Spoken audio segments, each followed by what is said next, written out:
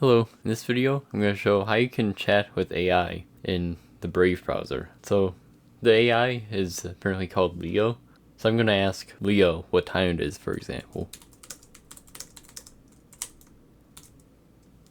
Then I click on Ask Leo here instead of Google search.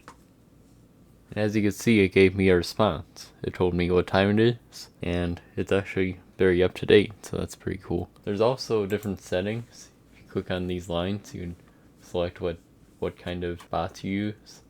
I think this one might be a little bit quicker. These are limited. But yeah, and of course there's a premium version as well. So yeah, it looks like there's higher rate limits and like some other features. So in case you wanted to do that, it's here. And yeah, that's about it. I just thought this was a pretty cool feature. It's always pretty cool to see like new AI bots, not just like ChatGPT. So it's fun to play around with. Anyways, thanks for watching.